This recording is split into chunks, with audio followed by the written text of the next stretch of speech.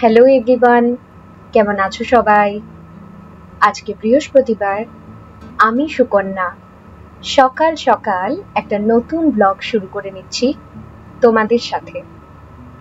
Live ঘরে বাইরেতে তোমাদের সবাইকে মোস্ট ওয়েলকাম।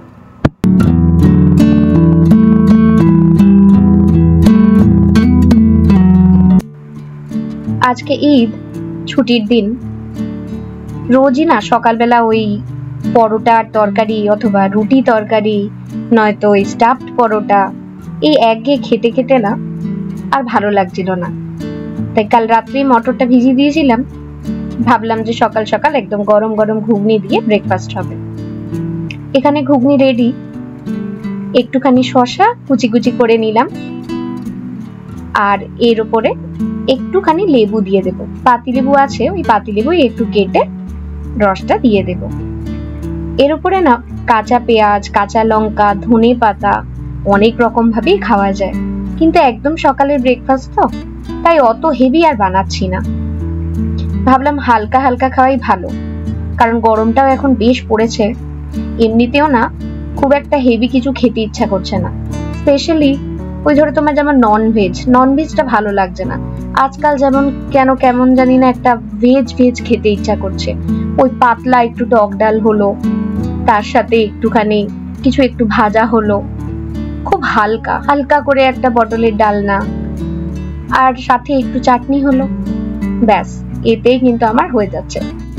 এদিকে লাস্টে একটু ঘুগনি মশলা উপর দিয়ে ছড়িয়ে দিলাম, ব্যাস ব্রেকফাস্ট রেডি। এবার ব্রেকফাস্টটা সেরে নেব।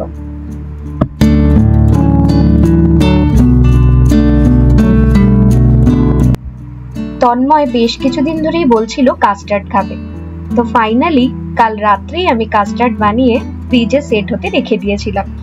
দেখো এখন কি সুন্দরভাবে এটা সেট হয়ে গেছে। ভাবলাম ব্রেকফাস্টের পরে এবার সবাই মিলে কাস্টার্ডটা ফিনিশ করি। কিছুদিন আগে মায়ের একটা দাঁতে খুব সমস্যা হয়, ডেন্টিস্টের কাছে গেলাম, বললো ওই দাঁতটা এক্সট্রাক্ট করতে হবে। তো সবকিছুই ভালোভাবে হয়ে গেছে, কিন্তু যেহেতু মাড়ির দাঁত ছিল ওখানে কিছু স্টিচ পড়েছে। তো আজকে প্রায় 10 ডেজ পরে এগেন ডেন্টিস্টের কাছে চলে যাচ্ছি সেই স্টিচ গুলো কাটাতে। বাড়ি থেকে যদিও খুব একটা দূরে না, এই ধরো প্রায় 15 মিনিট মতন লাগলো, এতেই আমরা পৌঁছে গেলাম। তো এখানে পৌঁছে জানতে পারলাম এই মুহূর্তে ডেন্টিস্ট অ্যাভেলেবেল নেই, কিছুক্ষণ ওয়েট করতে হবে। ঠিক আছে, চলো ওয়েট করা যাক, কারণ কাজটা তো আজকে সেরেই যেতে হবে। যদিও এখন দুপুরে বেশ গরম পড়তে শুরু করেছে, কিন্তু মা আর বাবার আজকে আবার দিদির বাড়িতে যাওয়ার কথা। তন্ময় আর আমি আবার বোর হব, তাই ভাবলাম আমরাও তাহলে আজকে দুপুরবেলা বাইরে বেরোবো। এই এখন ফিরছি, গিয়েই রেডি হয়ে বেরোবো। বাইরে দেখো কি রোদ, তার মধ্যেই আমরা একেবারে সেজে গুজে রেডি। খুব খিদে পেয়েছে। বাড়ির কাছেই একটা নতুন রেস্টুরেন্ট আছে, ভাবলাম আজ ওটাকেই এক্সপ্লোর করি। ওখানে আবার লাঞ্চ টাইমিং 2:30 থেকে, তাই 2:15-এ আমরা বাড়ি থেকে বেরোচ্ছি। বাহ, অনেকদিন পর এরকম একটা ফাঁকা ফাঁকা জায়গা পেলাম যেখানে বসে শান্তিতে লাঞ্চ করা যাবে। বাড়ির বাইরে যখনই লাঞ্চ বা ডিনারে বেরোই, লোকজনের এত ভিড় থাকে যে সবসময় একটা অন্যরকম আওয়াজ আসে। কিন্তু এখানে দেখো দুপুরবেলা তো, সেই জন্য কোনো লোক নেই। তবে শুনেছি সন্ধ্যেবেলা কিন্তু এখানে বেশ ভিড় হয়। ভালোই হয়েছে ডিনারে না এসে লাঞ্চে এলাম। মোটামুটি রেস্টুরেন্টটা একটু ছোটর মধ্যে, বেশ ভালো। মাঝে মাঝে এখন থেকে এখানে আসাই যাবে। এই যে মাঝের খালি জায়গাটা দেখছো, এটা হচ্ছে ডান্স ফ্লোর। ওই সন্ধ্যেবেলা ডিজে টিজে দিয়ে একটু পার্টি টাইপস মহল কিন্তু থাকে। প্রথমেই অর্ডার করে নিলাম একটা গ্রিন অ্যাপেলের মকটেল।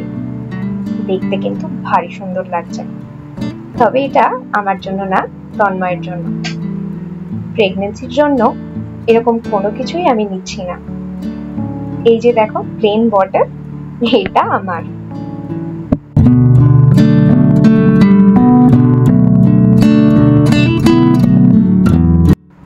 তোমাদের সাথে কথা বলতে বলতে এদিকে দেখো খাবারও চলে এসছে। যেখানেই খেতে যাই তন্ময়ের ফেভারিট মাটনের একটা কিছু তো থাকবে, আজকেও তার ব্যতিক্রম হয়নি। এসে গেছে মাটন কারি। আর ওই যে বললাম আমার ভেজ খেতে খুব ইচ্ছা করছে কদিন ধরে, তাই বাড়ি থেকেই ডিসাইড করে এসেছিলাম মিক্স ভেজ তো নেবই। আর সাথে রয়েছে বাটার নান।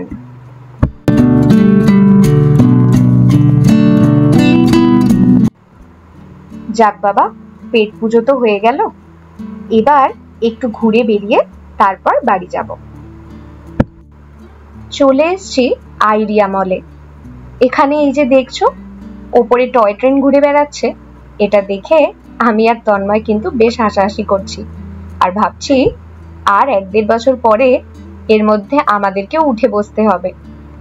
এই মলে নিচের দিকে আবার গ্রাউন্ড ফ্লোরে এখানে আবার একটা বাস এরকম ঘুরে বেড়ায়।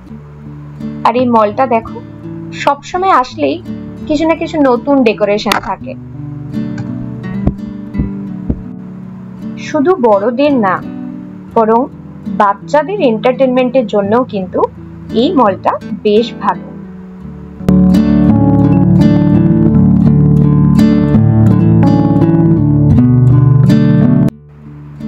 প্রেগন্যান্সির জন্য আমার যা কিছু জামা কাপড় আছে তার প্রায় কিছুই আমার আর গায়ে হচ্ছে না, তাই ভাবলাম নিজের জন্য একেবারে ঢিলা ঢিলা 2-1টা জামা দেখে নিই। এই যে দেখো এখানে এই জামাটা সাদার মধ্যে ব্লু দিয়ে কি অপূর্বই লাগছে না? গরমের দুপুরের জন্য একেবারে আইডিয়াল। ভাবছি ট্রাই করে নিই। তবে তন্ময় বারণ করছে, বলছে এতটা সাদা আমি নাকি মেনটেন করতে পারবো না। ঠিক আছে, এদিকে দেখো এই টপটা থেকে যেটা এরকম বেঁধে নেয় সেটা ঝুলছিল। তন্ময় তো বুঝতেই পারছিল না, বলছে এটা আবার কিরকম জামা, তাই আমি ওকে বেঁধে দেখাচ্ছি যে এটা এইভাবে পরে। মল থেকে বেরোতে বেরোতে প্রায় সন্ধ্যেই হয়ে গেছে। আর এদিকে দেখো বাড়ি ফেরার পথে কি অসুবিধায় না পড়লাম। ঠিক এই জায়গাটায় ট্রাফিকে প্রায় 15 মিনিট ধরে দাঁড়িয়ে আছি, গাড়ি আর এগোচ্ছে না। এই যে মাঝখানের গাড়িটা দেখো, না ডান দিক যাচ্ছে না বাঁ দিক, কি অবস্থা ভাবো। বাড়ি ফিরতে ফিরতে শুনছি যে বাড়িতে মা বাবার সাথে বাবলি এসেছে। বাবলির আবার আগে এতটা মিমিন হাউসে আসতে ইচ্ছে হতো না, কারণ ও বোর হতো, কিন্তু আজকাল নতুন করে চোর পুলিশ বাবু ডাকাত খেলতে শিখেছে, তাই জন্য আজকাল আমার বাড়িতে আসার জন্য খুব ব্যস্ত থাকে। ওই যে মেসমণি আছে, মেসমণির সাথে খুব ভাব। চলে এসছি বাড়ির একদম কাছে, এবার ওপরে গিয়ে চোর পুলিশ বাবু ডাকাতটা খেলবো। আজকের ব্লগটা এই পর্যন্তই রাখছি, ভালো লাগলে একটা লাইক করে দিও।